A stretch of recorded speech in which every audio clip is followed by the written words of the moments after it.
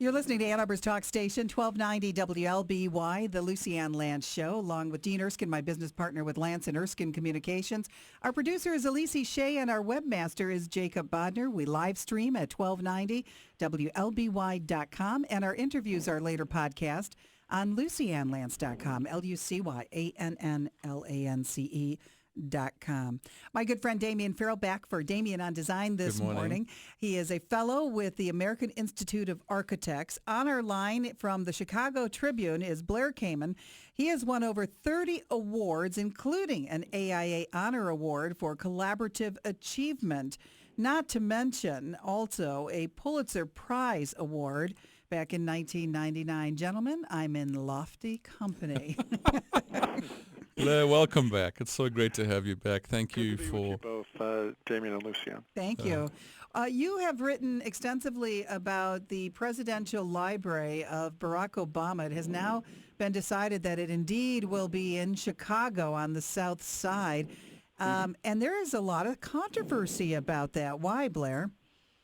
There's controversy because the library will likely be built in one of two parks designed by Frederick Law Olmsted, the great American landscape architect who also designed Central Park in New York City.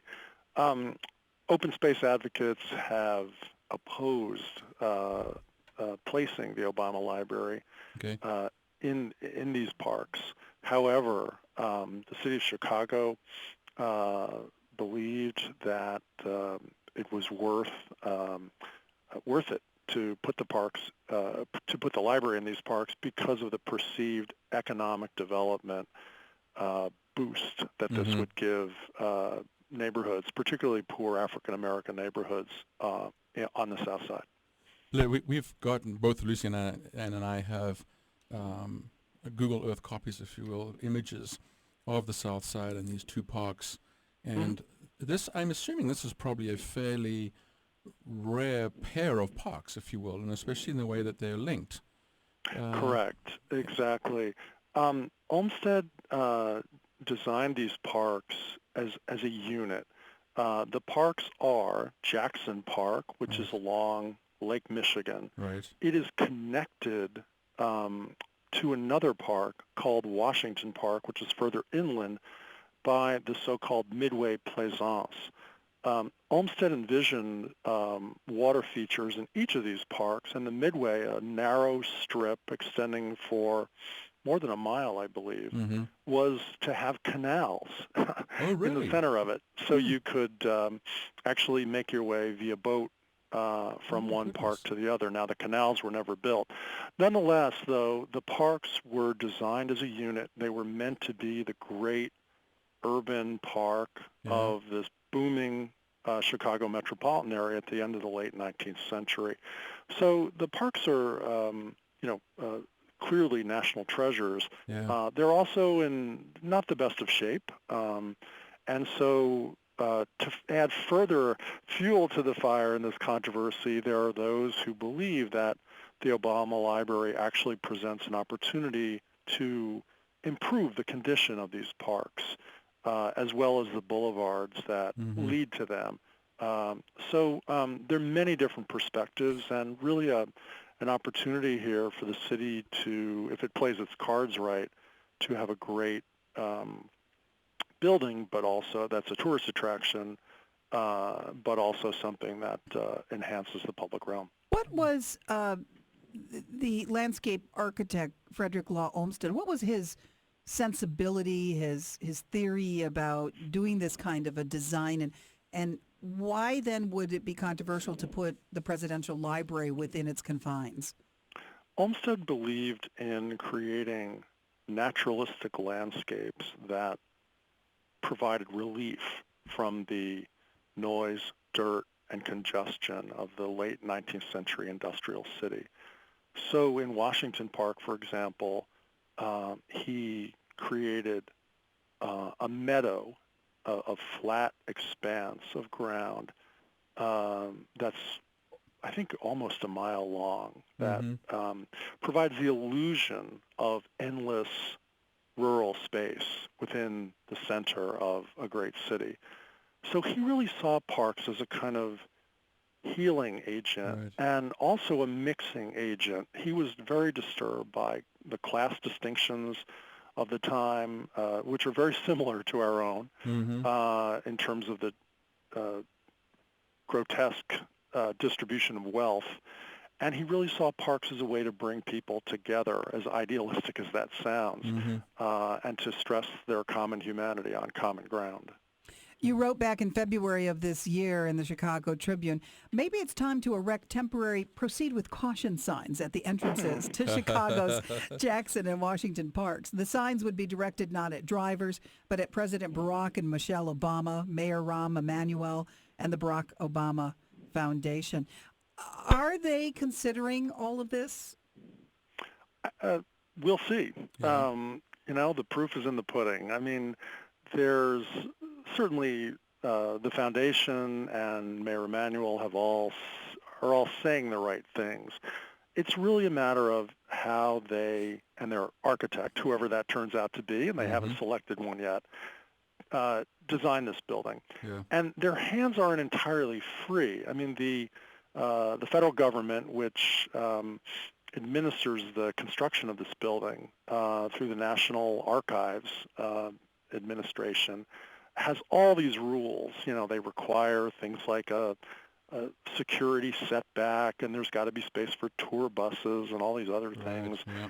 And the question is, though, I mean, the Obama people have gotten, the city has given the Obama Library, or said it will give them roughly 20 acres in corners of each of these parks. Now, why do they need 20 acres? Wow. I mean, typically these buildings tend to be 2 to 3 acres. They have other things like parking surrounding them. I mean, one of the big issues is what's the footprint, the size of the building footprint, and also where they put things like parking. I mean, putting a parking lot, a surface parking lot or a structured parking lot in an Olmsted park is a total non-starter. Absolutely. If there's going to be parking, it has to go underground or it has to be built off the site. Yeah. But there are other ideas that I've put forward in the paper. The building should be below the tree line so it doesn't, disturb the park. It could be low slung rather than calling attention to itself like a Frank Gehry building or a Santiago Calatrava building. It could be a sort of a strong but quiet presence. So, much of the God is always in the details. God or the devil is always in the details. And until we really see, a design, we won't know. The other thing is that they have to pick a site. I mean, and the two sites are different. Yes. Jackson Park is very close to the Museum of Science and Industry in Lake Michigan, but there's that site is strictly within Jackson Park. At Washington Park to the west, there is an 11-acre site that is just to the west of the park that can also be used for construction. Open space advocates are arguing that the library should go there, not in the park, but along the park. And that would be okay to have it alongside the park when it comes. Absolutely. Yeah, I mean, the question is whether all the needs of the building, the library, the museum, can fit onto that 11-acre site. There's been talk that it would be difficult to put them there. One advantage of that site happens to be that it's directly adjacent to the Chicago Transit Authority's Green Line, which would provide a quick way to get from downtown to the site. So the other thing about the Washington Park site that's interesting is that it's in the middle of a very economically challenged neighborhood. There are lots of vacant lots. Oh, yeah. And so this really, some people have speculated that Obama would be going back to his roots as a community organizer, where he, began his career as a community organizer on the South Side. If the library were to go at the Washington Park site, it would be a higher risk proposition, but also one potentially with higher reward, given that the site is, in the middle of this downtrodden area and could really help bring it up if it works. And that's another issue because presidential libraries tend to fall off in attendance after they open for a Right. few years. So one of the questions here is, how much of an economic engine will this really be over the long haul? And whether that is the solution for that neighborhood. Yeah. Yeah, Yeah. exactly. we're Whether talk- whether it's integrated with the neighborhood or whether it's a fortress that that holds the neighborhood at bay. Yeah. Blair Kamin with us. He is with the Chicago Tribune talking about the presidential library for President Barack Obama. Politics aside, I don't think this president is someone who would want a library that had a smaller or lower profile in scale than other libraries around. Do you have any idea how this might compare? If you were, you talk in your article in the Trib about how it should not be over the tree line, and the and this is all creating kind of that identity within a park that already has this identity, and you don't want to mar it. So, how would that compare to other presidential libraries? Though I'm sure the president wants his to be just as high profile.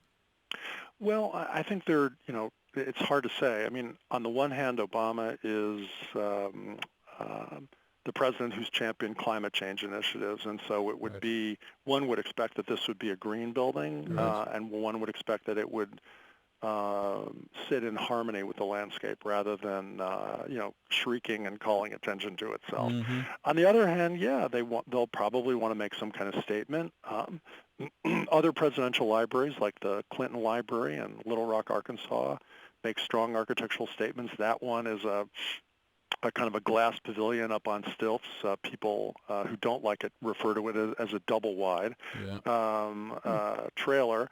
But it did win national awards from the AIA, American Institute of Architects.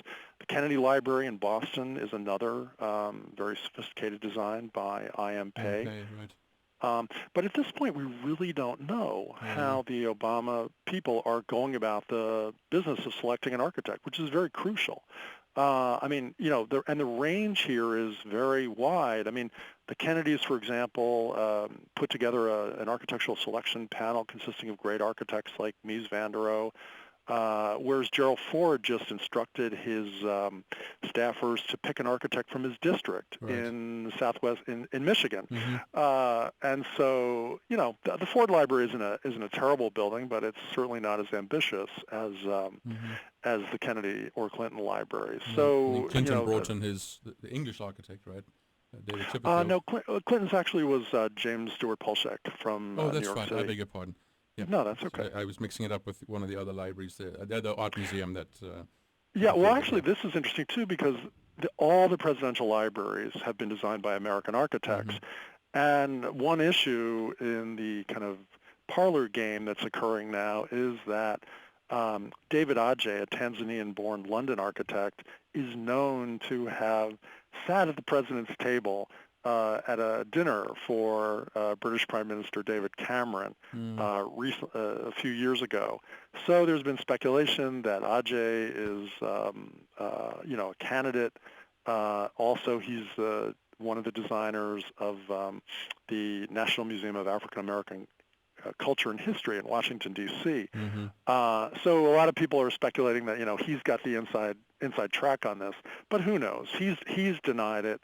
And certainly there are many architects both in Chicago and elsewhere that could be considered for the job. Well, as we're debating what kind of design it should be and where it should go, I think even more importantly, what goes in it is important. And throughout the ages, there have been very interesting conversations about how one's presidency is portrayed and reflected and the kinds of displays that are in there. So I think it's going to be very interesting to see what it ends up looking like. What is the timeline here, Blair?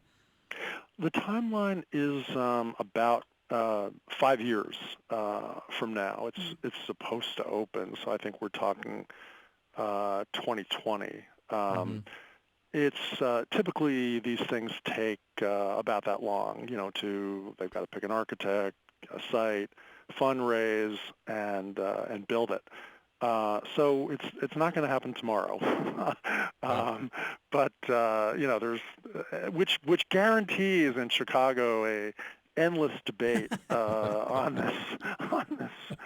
this topic, and to to me, it's kind of like the gift that keeps on giving. As a as a journalist, there will be numerous stories over many years, one hopes, about this topic leading up to its opening. To put this in a little bit of context, just to wrap up this discussion, if I look at the area so for people who don't know Chicago but may have visited and would probably have had the Museum of Science and Industry on their agenda or their itinerary for visiting, that area of the park would look to me to be in the region of about 20 acres. If you sort of lopped off that northern portion of that. And so right, to take Jackson Park, go ahead, I'm sorry. So to take 11 acres is a large chunk, indeed. And then if you sort of shift over to the west, then to Washington Park, it is fascinating because you've talked about these very depressed neighborhoods immediately to the west, lots of open land immediately to the east, University of Chicago, and then clearly a park that is incredibly well used by the public with all the baseball diamonds.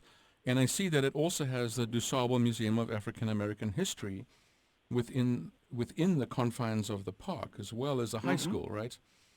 Correct. So some very, and not a lot of, when I look at it visually, not a lot of 11-acre parcels, if you will, that are easily carved out. So this is going to be very interesting. It is. I think that one of the big issues here is how, well, there are a couple questions. I mean, one can ask, what would Olmsted have said? And there are historians who've said that he generally opposed new construction in his parks. Right. But at the same time, I mean, there's a real need here, I think, to balance, the economic development opportunities for a very for a struggling area, and with the desire to maintain and improve these great landscapes. And that's really the nub of the conflict. We're going to see how this plays out. It's until they pick a site, pick an architect, and we see that direction, we really don't know. Yeah. But in the meantime, there's it's certainly brought us back to thinking hard about the great contributions of Frederick Law Olmsted on not only in Chicago but in cities like Boston, New York, all over. He really is, created the paradigm for great public spaces in the United States. He has. The Chicago Tribune's Blair Kamin on Damian on Design on the Lucy Ann Lance Show, 1290 WLBY, talking about the Presidential Library for President Barack Obama. We'll be in Chicago. We'll be on the South Side. The question is, where exactly on the South Side? Which of those two parks or nearby it ends up being? And we'll be following that in the Chicago Tribune. We thank you so much. And as controversial as that is, next week's topic is even more controversial. I mean, how often can you talk about widespread public revulsion, as you wrote about the design for the Lucas Museum of Narrative Art? That's our topic next week with Blair. All right. All right. Thanks, guys. More coming up on the Lucy Ann Lance Show, 1290 WLBY.